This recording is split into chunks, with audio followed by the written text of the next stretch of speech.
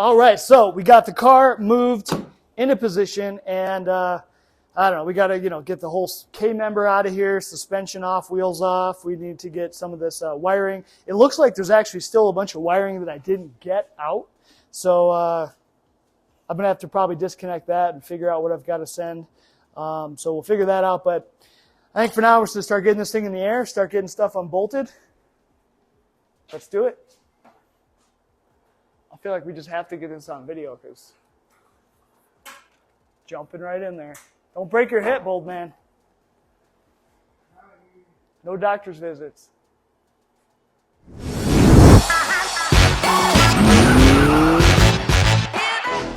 All right, so Pops just jumped right in and disconnected the steering shaft. So just one 13-millimeter bolt, and that guy's off there. So then there's, what did we say? There's 8 bolts that hold the subframe on to the chassis. And then, of course, we got to get off like the top of the strut or shock or whatever. And then, some of the brakes. So we got to get into all that next.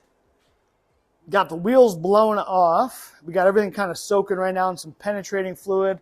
And then we're just dumping out the power steering fluid. And then we're going to get the power steering disconnected. And I think I'm just going to replace the power steering pump.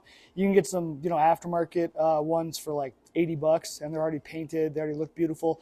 Plus, if I remember, I think that one was kind of like noisy, grovelly feeling when you spun it. So probably worth replacing anyway. You gonna check it? Oh, get it off. But what else? Ugh, knocking stuff over. I think the alternator is the same way. I think I'm just going to replace the alternator because for about $100 you can get a black painted alternator, already good to go. So why risk it and have this freaking 30-year-old one anyway? So, more money to spend. Fun stuff. All right, guys, so just coming back, let's see. We got all the power steering stuff all disconnected, power pumps out, a couple lines or whatever out. Dad did steering shaft first thing. Now we got all this stuff we've been working on. So actually the brake caliper bolts are giving us some issues. So we just tried to blast it off with the gun. Neither of them, they were just, just going, wouldn't get them off. So we got those soaking some more. And then in the meantime, we pulled off the sway bar bushing, sway bar end link. That came off real easy. And we got out the ABS sensor, wheel speed sensor, whatever. So that's off. The other side, we do have the brakes done or undone. So we're good to go on that. And once we finally get these brakes off, then what? We just take off the top of the shock, get that unbolted there. Oh, good. So they're upgraded, replaced too. Cool. Good. Glad I don't need to buy new ones. And then once we get that done, then we just got to take off these 8 bolts for the whole K member and kind of swing this thing to the ground. And then, of course, we're going to need to disassemble it, all the way once it's on the ground. But at least then we can push the car out of the way and then just disassemble it over here and then start getting stuff, kind of transferred, or I don't know. Well, maybe not transferred, but I mean the rack probably, but everything else can just kind of stay. So yeah, making some progress. These Ford bolts, holy cowboys. Look at these things, like stupid, not hex. What are these things called, dude?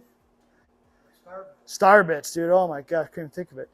Star bits. So, and then they've got one that's like inside star bit like this. The other one's an external one. So it's really weird. Ford just does weird stuff, dude. I don't know what's up with these weird hex bits, but all right, let's get back to it.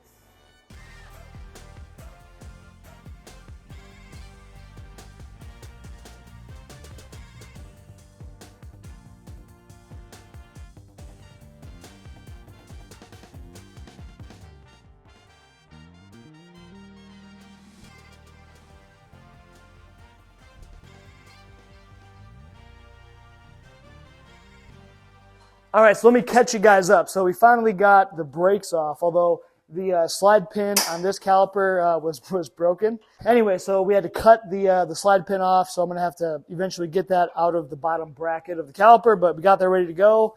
So now we're at the point we're just taking off the shock, and we're going to lower down the suspension, get the spring out and stuff, and then boom, 8 bolts, we'll have this K member out, baby.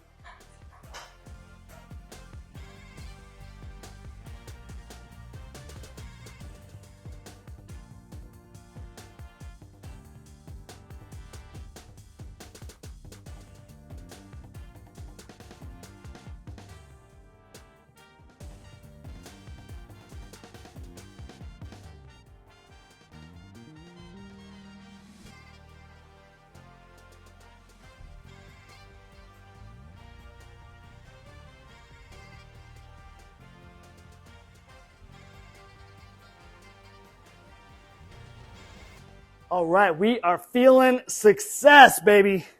So that K-member got her slid on out of there.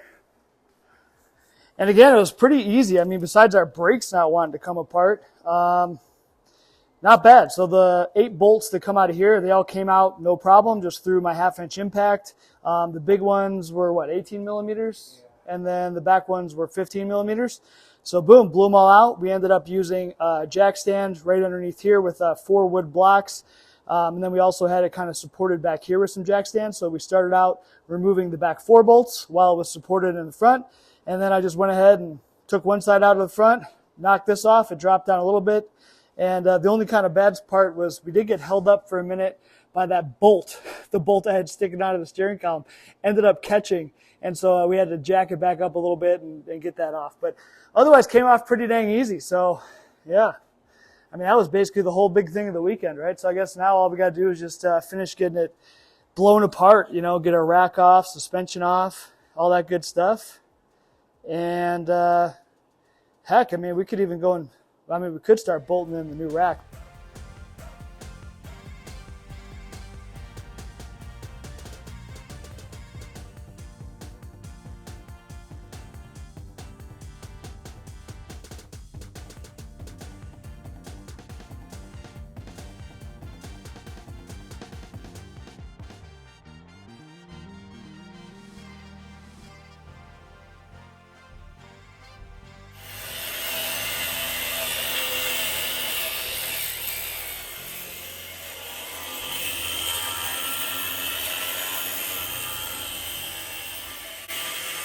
So we had to cut the tie rod ends. We couldn't get them to pop out, so we just cut them. I'll get new ones.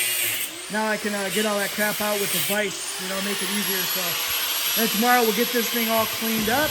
All right, so we just decided why not just go ahead and take the K-member, get that thing bolted up. At least while my dad's here, he can help me hold it in place, make it easier. So we're gonna go ahead and get that in, see what it's like. So no more nice and open.